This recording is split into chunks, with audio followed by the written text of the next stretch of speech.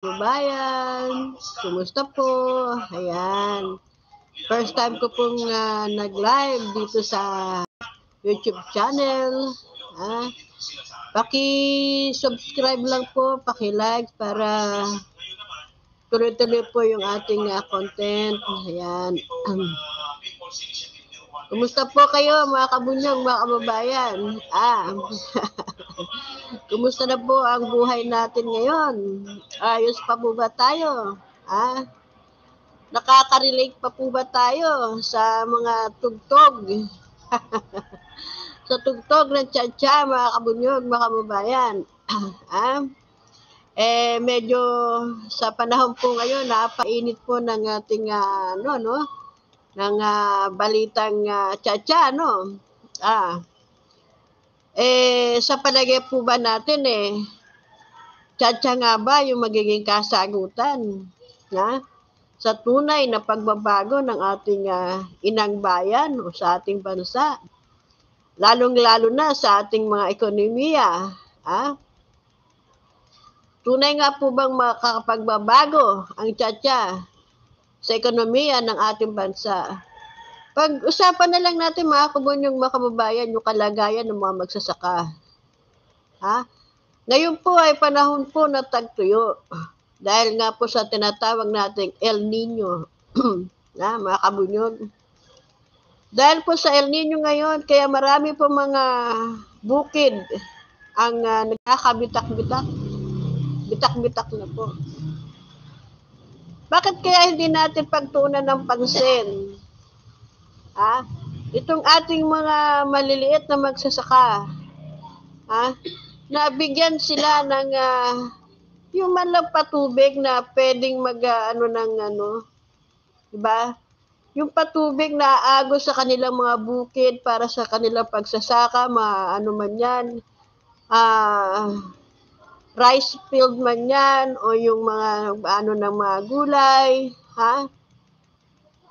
Dapat pagtuunan po natin ng pansin. Yan muna po natin ang pagkaabalahan natin kasi alam nyo mga kabunyog, mga kababayan, taas na po ng pataas ang bilihin.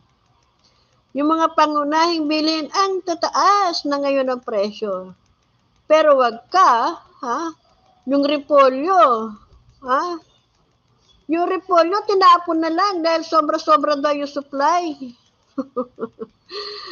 Inabagsak presyo na lang, naging 30 pesos na yung 1 kilo. Ang hirap pa rin mabili.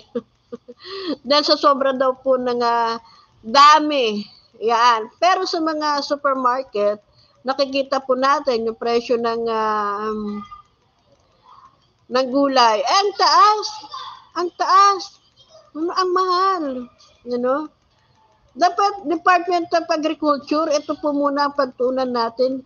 Kaysa doon sa mga bagay na pwede naman na gumalaw ang gobyerno na hindi inaano yung tsa-tsa na yan, hindi na pag-uusapan yung tsa-tsa na yan. Diba? Ngayon, mga kabunyog, kung talagang masidi yung kanilang pangangailangan na mabago, yung 1987 Constitution na yan. Ang babaguhin lang naman nila dyan yung family dynasties Yung mga politiko nga pamilya, yun na lang yung provision na yun ang tanggalin. Tsaka ilimit yung pagpasok ng mga dayuhan ng kanilang mga produkto. Kasi nawawala na yung produkto ng Pilipinas hindi na napapatronize ng sariling atin Puro na lang mga foreign product yung naibebenta nila dyan sa market natin. Ibig sabihin, hindi po lumalago ang ekonomiya ng Pilipinas bagkus bumabagsak dahil karamihan puro mga banyagang produkto ang naibebenta dito sa atin. Diba? Yan. Mga kabunyog, mga kababayan, lang po. Paki-likes lang po.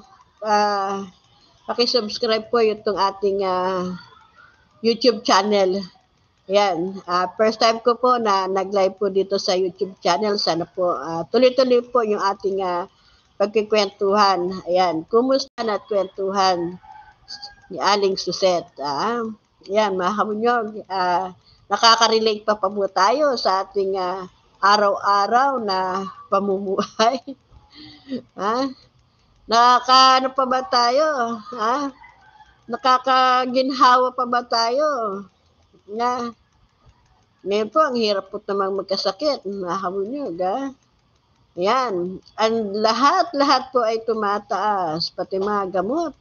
Sa butika, mataas na. Kaya nga sana itong ating ekonomiya ay yun po yung pagtuunan nila ng pansin. Yung ating mga manggagawa, dapat yun po muna. Kaysa po yung pag-aanan nila ng malaking pondo, yung tsa-tsa na yan, dapat ilain na po muna nila para sa ating kabuhayan ng ating bansa. Kasi alam naman natin, sunod-sunod po yung problema natin ngayon. Yung modernization ng mga jeep, mga traditional jeep. Talaga pong parang dapat yung po ang mabigyan ng pansin ngayon no? Yung mga na yan, talagang dapat yung ating kabuhayan, yung ating kabuhayan dapat mabigyan ng pansin. Kasi, wala kawawa talaga yung ating mga kababayan na maliliit. Yan. So, ayun po mga kababayan, ito po yung unang pagla-live ko dito sa kukumustahin ko lang po kung okay po yung aking audio, paki-comment lang po. Sige po, maraming salamat po. Ayan. Maraming salamat po sa inyong panonood. Paki-subscribe po at paki-likes lang po para marami pa po tayong content na may babahagi. Tuloy-tuloy po yung ating See you po. Bye-bye.